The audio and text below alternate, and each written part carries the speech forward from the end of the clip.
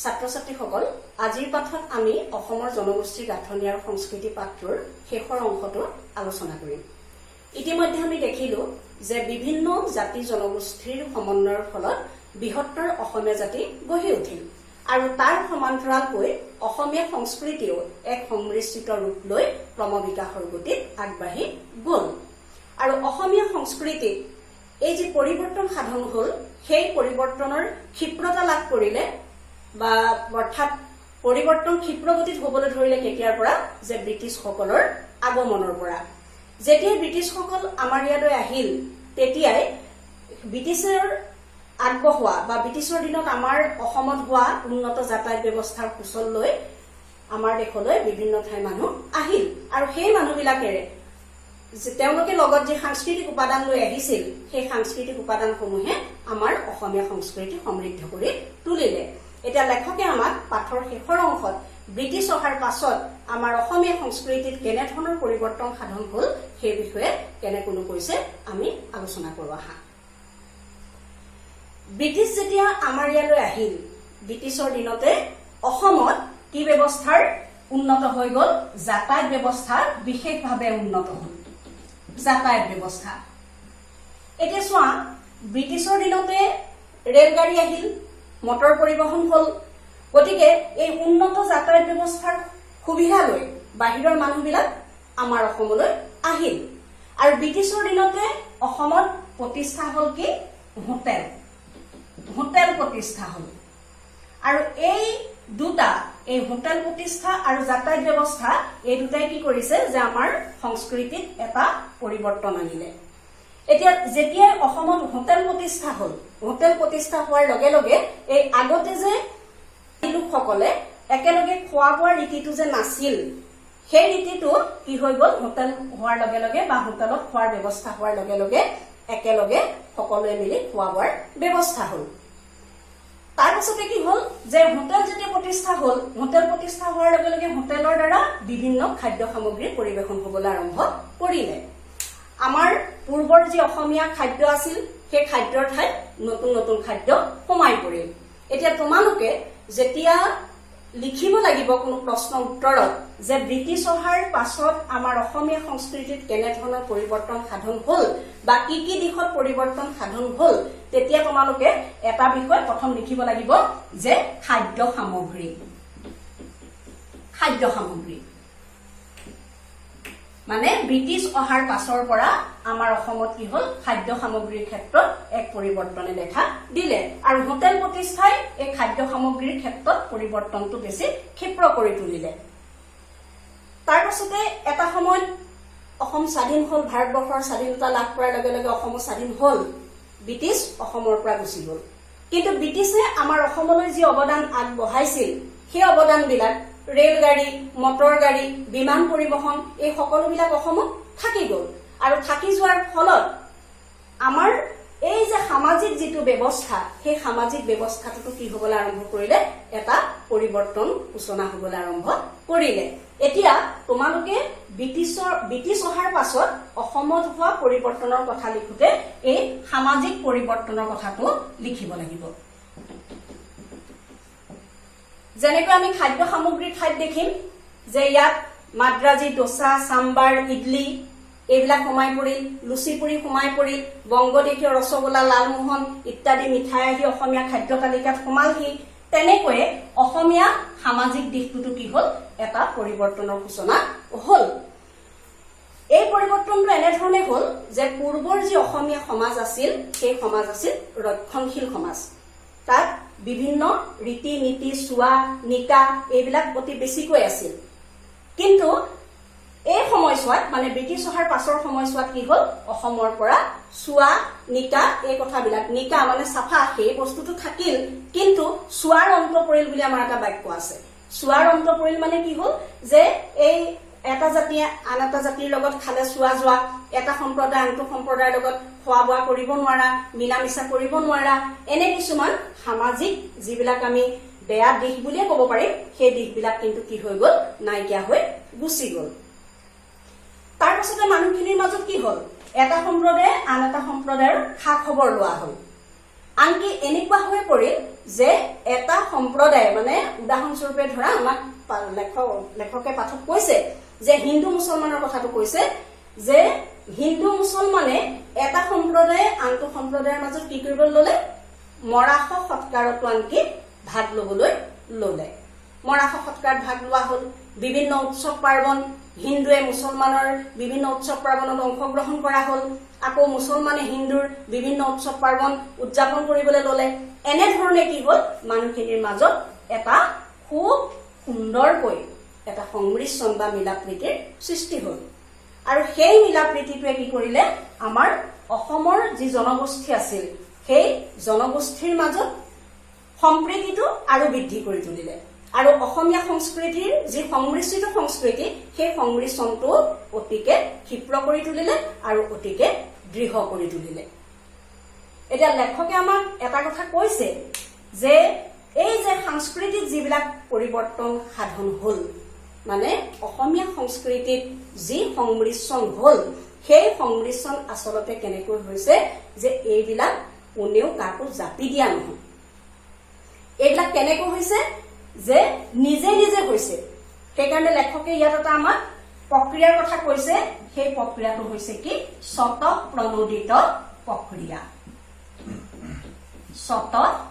স্বতঃপ্ৰণোদিত প্ৰক্ৰিয়া এতিয়া স্বতঃপ্ৰণোদিত মানেনো কি স্বতঃপ্ৰণোদিত মানে হৈছে নিজে নিজে হোৱা এই যে সাংস্কৃতিক পৰিৱৰ্তন সাধন হল সেই পৰিৱৰ্তনটোত আচলতে কোনো সম্প্ৰদায় কাকো জোৰ কৰা নাছিল সেইখিনি নিজে নিজেহে সংগঠিত হৈছিল আৰু কিয়নো সংগঠিত হৈছিল যে এই প্ৰক্ৰিয়াটো হৈছে আচলতে সংস্কৃতিৰ এক নিজা বৈশিষ্ট্য এতিয়া এই ক্ষেত্ৰত তোমালোকে এটা কথা মন কৰিবা যে লেখকে যে আমাক বাক্য এটা কৈছে এয়া সংস্কৃতিৰ স্বাভাৱিক প্ৰক্ৰিয়া মানে কোনো এটা সংস্কৃতিৰ সেইটো এটা গুণ আৰু সেই কাৰণে ডক্টৰ লীলা গগৈদেৱে সংস্কৃতিক নদীৰ লগত তুলনা কৰিছে আৰু তেখেতে কৈছে যে নদী যেনেকৈ একাধাৰে নিৰৱচ্ছিন্নভাৱে বৈ থাকে সংস্কৃতিও তেনেকৈ কি হয় আবহমান কালৰ পৰা নিৰৱচ্ছিন্নভাৱে সংস্কৃতিও বৈ বা সংস্কৃতিও একেৰাহে চলি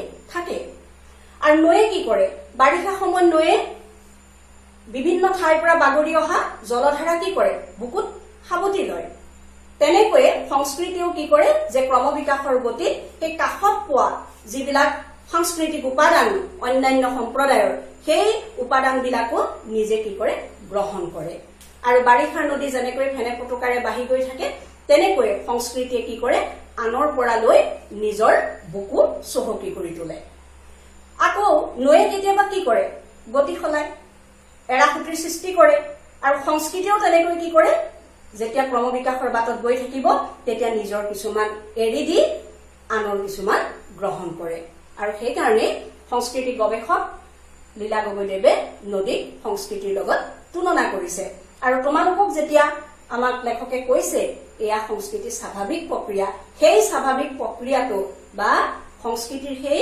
বৈশিষ্ট্যটো হৈছে গগৈদেৱে কোৱা সেই নদীৰ লগত মিলি থকা বা নদীৰ লগত তুলনা কৰিব পৰা সংস্কৃতিৰ যিটো বৈশিষ্ট্য এতিয়া শেষত লেখকে আমাক ক'লে যে অসমীয়া জনগোষ্ঠী বা বৃহত্তৰ অসমীয়া জাতি এটা সমন্বয় আদৰ্শৰে গঢ় লৈ উঠা জাতি আৰু বৃহত্তৰ অসমীয়া সংস্কৃতি হৈছে সংমিশ্ৰণৰ আদৰ্শৰে গঢ় লোৱা এটা সংমিশ্ৰিত বা সমন্বিত সংস্কৃতি এতিয়া লেখকে আমাক শেষত এটা কথা কৈছে যে অসমত বিভিন্ন জাতি বিভিন্ন সম্প্ৰদায় মিল হৈ এক অসমীয়া জাতি হৈ আছে এতিয়া আমাৰ কৰ্তব্য হ'ব কি যে এই অসমীয়া বৃহত্তৰ অসমীয়া বুলি ক'লে আমি যিসকল জাতি বা যিসকল সম্প্ৰদায়ক আমি অন্তৰ্ভুক্ত কৰি লওঁ সেই সকলৰ মাজত যাতে আমি কেতিয়াও বিভেদ সৃষ্টি কৰিবলৈ নাযাওঁ কিয়নো যদিহে আমাৰ অসমৰ জাতীয় সংহতি ৰক্ষা কৰিবলৈ যদি আমাৰ ইচ্ছা থাকে বা আমি মনে প্ৰাণে যদি সেই কথা কামনা কৰো তেতিয়াহলে আমি কি কৰিব লাগিব এই জাতিবিলাকৰ মাজত থকা আমাৰ যি সম্প্ৰীতি সেই সম্প্ৰীতি আমি অক্ষুণ্ণ ৰাখিব লাগিব আৰু আমাৰ বৃহত্তৰ অসমীয়া জাতিৰ স্বাৰ্থৰ বাবে বৃহত্তৰ অসমীয়া সংস্কৃতিৰ মৰ্যাদা ঐতিহ্য অক্ষুণ্ণ ৰখাৰ বাবে আমি এটা কথা সদায় সচেতন হ'ব লাগিব যাতে অসমত থকা জাতি জনজাতিবিলাকৰ মাজত আমি কেতিয়াও বিভেদ সৃষ্টি কৰিবলৈ নাযাওঁ আৰু আঁহফলা বিচাৰি সেইবিলাকৰ যাতে আমি দোষ গুণ উলিয়াবলৈ কেতিয়াও যত্ন নকৰো কিয়নো অসমীয়া সংস্কৃতিৰ বৈশিষ্ট্য ৰক্ষা কৰিছে অসমীয়া জাতি গঠনৰ যিটো প্ৰক্ৰিয়া সেই প্ৰক্ৰিয়াতে অসমীয়া সংস্কৃতিৰ বৈশিষ্ট্য ৰক্ষা কৰিছে আৰু আমিও এই অসমীয়া সংস্কৃতিৰ বৈশিষ্ট্যটো ৰক্ষা কৰি থাকিবৰ বাবে চিৰদিন সেই বৈশিষ্ট্যটো ৰাখি যাবৰ বাবে অসমীয়া ঐতিহ্যৰ বৰ্ধনৰ বাবে আমি সদায় এক অসমীয়া জাতি হিচাপে নিজকে প্ৰতিষ্ঠা কৰি ৰখাত নিজে আমি সকলোজন কি হ'ব লাগিব সচেষ্ট হ'ব লাগিব এইখিনিয়ে হৈছে অসমৰ জনগোষ্ঠীৰ গাঁথনি আৰু সংস্কৃতি পাঠত আব্দুছ ছাত্তাৰদেৱে আমাক কোৱা বহুমূলীয়া কথাখিনি মই ভাবিছো তোমালোকে পাঠটো বুজি পালা আৰু পাঠটোত কিছুমান আমাৰ প্ৰশ্নাৱলী আছে সেই প্ৰশ্নাৱলীখিনি তোমালোকৰ সুবিধাৰ্থে মই আলোচনা কৰি দিম এতিয়া তোমালোক প্ৰশ্নাৱলীলৈ আহা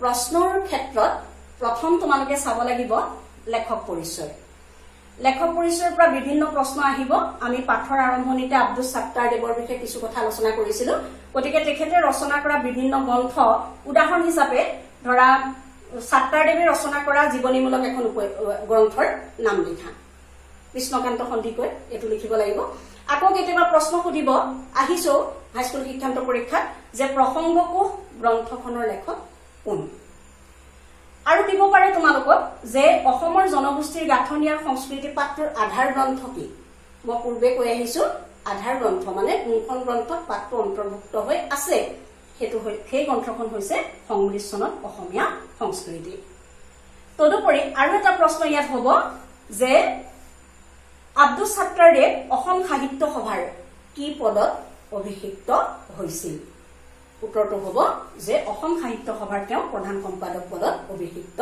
হৈছিল তদুপৰি ছাত্তাৰদেৱৰ জন্ম চনটো মনত ৰাখিবা 1922 চন মৃত্যু চনটো মনত ৰাখিবা 1987 চন দুইটাৰ ওপৰতে চমু প্ৰশ্ন হ'ব পাৰে তাৰ পাছতে আহা আমাৰ শব্দাৰ্থ আছে শব্দাৰ্থত ইয়াত পূৰ্বে মই কৈ আহিছো যে ডাকৰ বিষয়ে চমু টুকা আছে তো চমু টুকা লিখিবলৈ আহিব প্ৰান্তিক ধৰ্ম কি এখিনি চাবা বৌদ্ধ ধৰ্মৰ ওপৰত আছে বৌদ্ধ ধৰ্মৰ কথা এতিয়া আছে চোৱা গৌতম বুদ্ধৰ প্ৰচাৰ কৰা ধৰ্ম এই ধৰ্মৰ মূল মন্ত্ৰ কি তোমালোকক চমু প্ৰশ্ন সুধিব পাৰে যে বৌদ্ধ ধৰ্মৰ মূল মন্ত্ৰ কি লোকগীতৰ বিষয়ে লিখা আছে ইয়াণ্ডাবু সন্ধিৰ ওপৰত ইয়াত চমু টুকা আছে সেই চমু টুকাৰ পৰা চমু প্ৰশ্ন সুধিব আহিছে পূৰ্বতে যে ইয়াণ্ডাবু সন্ধি কেতিয়া স্বাক্ষৰিত হৈছিল 1826 চনত এই প্ৰশ্নবিলাক তোমালোকে কি কৰিবা সৰু সৰু প্ৰশ্নবিলাক নিজে প্ৰশ্ন তৈয়াৰ কৰি উত্তৰৰ সৈতে ধুনীয়াকৈ লিখি থবা যাতে পৰীক্ষাত আহিলে সুন্দৰকৈ এই প্ৰশ্নসমূহৰ উত্তৰ কৰিব পাৰা ইয়াৰ পাছতে আমি পাঠৰ অনুসন্ধিত থকা প্ৰশ্নখিনিলৈ যাম প্ৰথম দিছে ভাৱ বিষয়ক অতি চমু উত্তৰ লিখা ত্ৰয়োদশ শতিকাত অসমলৈ অহা বহিৰাগত গোষ্ঠী কোনটো উত্তৰটো হ'ব মংগোলীয় গোষ্ঠীৰ টাই আহোম সকল প্ৰাচীন কালৰ পৰা অসম দেশ কিহৰ বাবে প্ৰসিদ্ধ আছিল প্ৰাচীন কালৰ পৰা অসম দেশ যাদু মন্ত্ৰ আৰু ঐন্দ্ৰজালিক বিদ্যাৰ কাৰণে প্ৰসিদ্ধ আছিল কিহে অসমীয়া জাতিক অধিক কটকটীয়া কৰিলে ভাষিক সংমিশ্ৰণে অসমীয়া জাতিক অধিক কটকটীয়া কৰিলে সকলোকে বান্ধি থোৱা এনাজৰীডাল কি আছিল উত্তৰ হ'ব সকলোকে বান্ধি থোৱা এনাজৰীডাল আছিল অসমীয়া ভাষা অসমৰ মংগোলীয় গোষ্ঠীৰ লোক কোনবিলাক অসমৰ মংগোলীয় গোষ্ঠীৰ লোক কোনবিলাক এই যে আমি পাইছিলো অসমৰ থলুৱা বাসিন্দা কোচ মেচ দেউৰী ডিমাচা বড়ো কছাৰী আৰু লগতে আহোমসকল এই লোকসকলৰ কথা লিখিব লাগিব 2 নং প্ৰশ্ন চমু উত্তৰ লিখা অসমীয়া জনগোষ্ঠীৰ ধাৰক বুলিলে কোনসকলক বুজায় পাঠত বৰ সুন্দৰকৈ আছে মই পূৰ্বতে কৈ আহিছো যে অসমীয়া জনগোষ্ঠীৰ ধাৰক বুলিলে কছাৰী ডিমাচা দেউৰী তিৱা এই লোকসকলকে বুজায় কিমান চনৰ পৰা কিমান চনলৈ অসমৰ বিদ্যালয়ত বঙলা ভাষা চলিছিল 1836 চনৰ পৰা 1873 চনলৈ চাহ উদ্যোগৰ কৰ্মীসকল কোন তেওঁলোক ক'ৰ পৰা অসমলৈ আহিছিল তোমালোকে পাইছাই, কিতাপত ধুনীয়াকে আছে চাহ বনোৱা সম্প্ৰদায়ৰ কথা। চাওতাল, হো, ভূমিজ, মুছহৰ, মুণ্ডা, তেলেঙা এইসকলৰ কথা লিখিবা। তেওঁলোক ক'ৰবাৰ পৰা অসমলৈ আহিছিল? বিহাৰ, উত্তৰ প্ৰদেশ, উৰিষ্যা, মধ্যপ্ৰদেশ ইত্যাদি ঠাইৰ পৰা অসমলৈ আহিছিল। পাঠটিত থকা খাদ্যবস্তুৰ এখন তালিকা প্ৰস্তুত কৰা। আজি আমি আলোচনা কৰিছিলোঁ খাদ্য সামগ্ৰীৰ ক্ষেত্ৰত যে কেক বিস্কুটৰ কথা আছে, লুচি পুৰিৰ কথা আছে, মাদ্ৰাজী, ডোচা, চাম্বাৰ, ইডলি, আকৌ বংগদেশীয়, ৰসগোল্লা, লালমোহন, চিংৰা, এই যে খাদ্য সামগ্ৰীবিলাকৰ নাম আছে সেইমতে সেই প্ৰশ্নটোৰ উত্তৰ কৰিব লাগিব। নেক্সট দিছে অসমৰ পুৰণি সাহিত্যৰ সমলবোৰ কি কি? আমি ইতিমধ্যে প্ৰশ্নটো আলোচনা কৰিছোৱেই।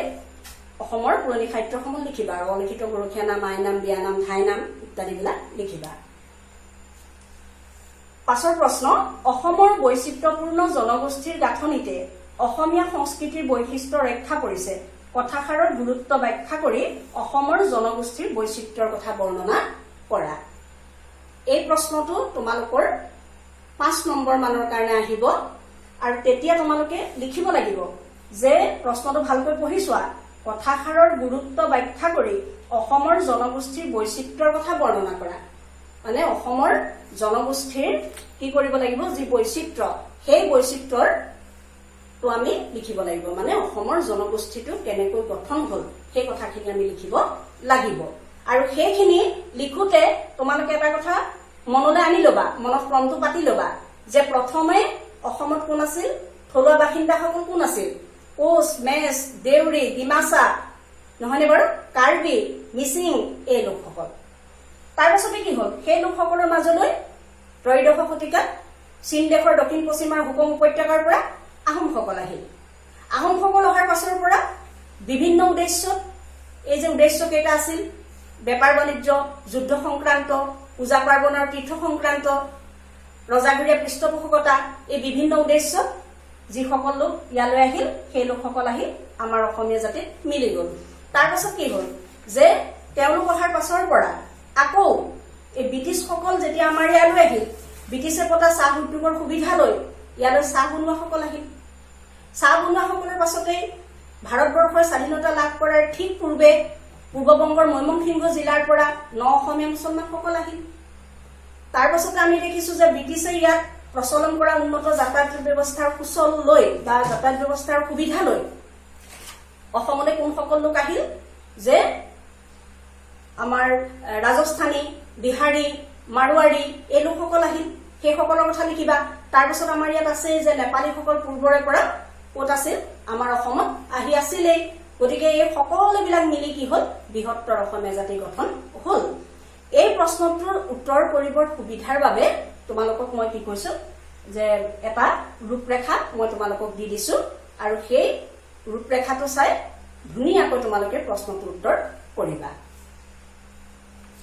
তাৰ পাছৰ প্ৰশ্ন দিছে, বিশেষ এটা ঔদ্যোগিক আবেষ্টনীৰ মাজত বসবাস কৰিবলৈ লোৱা কাৰণেও থলুৱা সংস্কৃতিৰ পৰা আঁতৰি পৰিল। ইয়াত কি ঔদ্যোগিক আবেষ্টনীৰ কথা উল্লেখ কৰিছে আৰু কোনে কিহৰ বাবে আঁতৰি পৰাৰ কথা কৈছে পাঠৰ আলমত বিচাৰ কৰা। এইটো মই পাঠ পঢ়াওঁতে তোমালোকক প্ৰশ্নটোৰ উত্তৰ ধুনীয়াকৈ কৈ গৈছিলো। ইয়াত চাহ বনোৱাসকলৰ কথা লিখিব লাগিব, চাহ উদ্যোগৰ আবেষ্টনীৰ কথা লিখিব লাগিব। গতিকে মই ভাবিছো নিশ্চয় তোমালোকে এইটো সুন্দৰকৈ কৰিব পাৰিবা। তাৰপিছতে দিছে যে এটা সংমিশ্ৰিত সংস্কৃতি সম্পন্ন জাতি, ইয়াক নুই কৰাৰ কোনো যুক্তি তৰ্কৰ অৱকাশ নাই। লিখকে কাক আৰু কি সংস্কৃতি সম্পন্ন জাতি বুলি কৈছে?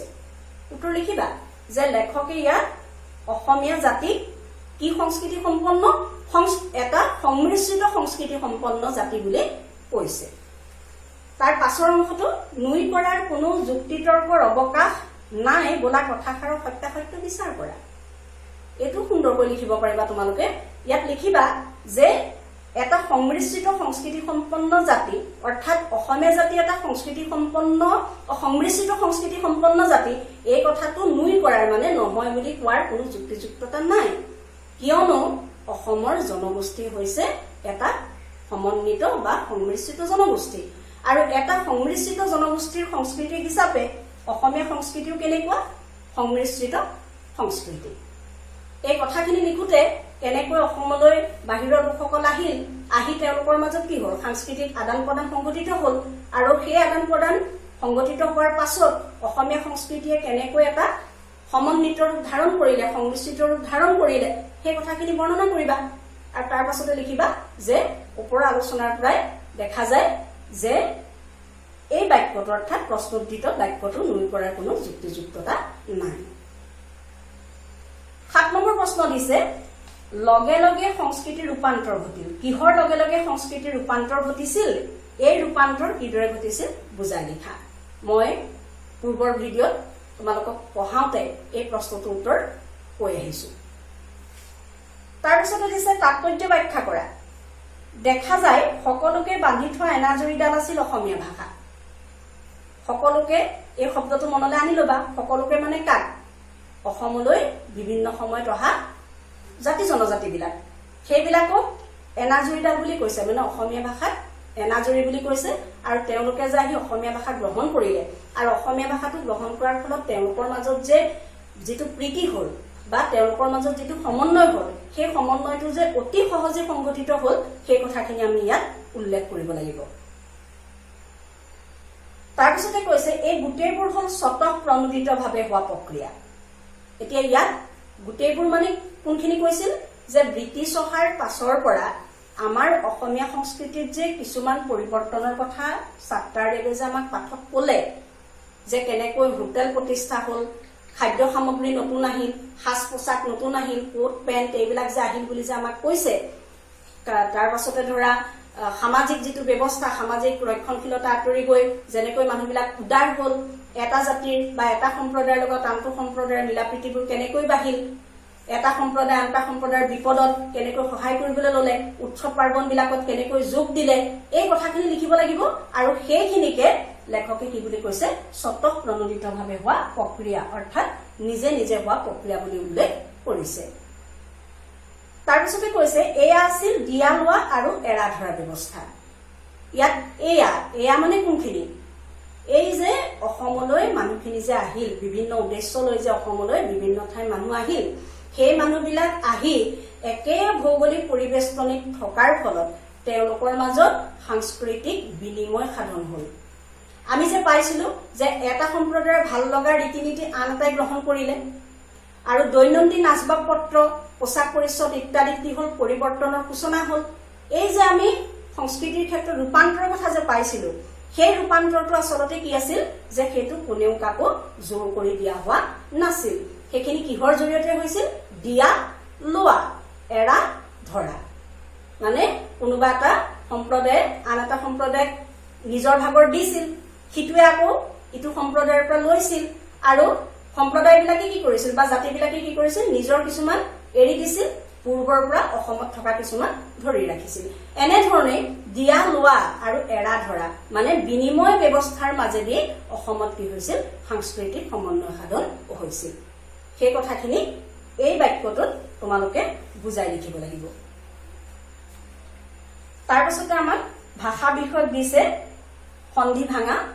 তোমালোকেতো সন্ধি সম্বন্ধে ক্লাছ 9ত 8ত পঢ়িয়ে আহিছা। আৰু ইয়াত সংস্কৃতি শব্দটোতো মই প্ৰথমে দেখুৱালোৱে, সম যোগ কৃতি, জলাঞ্জলি, জল যোগ অঞ্জলি, স্বাধীন, স্ব অধীন, স্বাধীন। 2 নম্বৰ দিছে প্ৰ উপসৰ্গ লগ লগাই 3টা শব্দ গঠন কৰা। এতিয়া ইয়াত প্ৰ উপসৰ্গ লগ লগাই প্ৰণাম, প্ৰকাৰ আমি এইখিনি বাৰ কৰিলোৱে, কিন্তু তোমালোকে অকল প্ৰ উপসৰ্গ লগ লগাই 3টা শব্দ গঠন কৰি ৰৈ নাথাকিবা। উপসৰ্গ 20টা অসমীয়া ভাষালৈ অহা, সেই উপসৰ্গ 20টাৰ আটাইকেইটাৰে প্ৰ পৰা অপসম, নি অব, অনুনিৰ, দুৰ্বি, সু উৎ, পৰিপতি, অধি অভি, অতি অপি উপ আ, এই যে 20টা উপসৰ্গ, এই 20টা উপসৰ্গৰ প্ৰতিটোৰে কি কৰিবা, 3টাকৈ শব্দ লিখি প্ৰস্তুত কৰি থবা। তেতিয়া পৰীক্ষাত যি উপসৰ্গই আহক তোমালোকে কেতিয়াও বিবোধিত নপৰা। তাৰ পাছতে আমাক দিছে বাক্য ৰচনা কৰা, ভাষা সংস্কৃতি, পূজা পাৰ্বণ, বেপাৰ বাণিজ্য, সহজ সৰল, দিয়া লোৱা, এৰা ধৰা।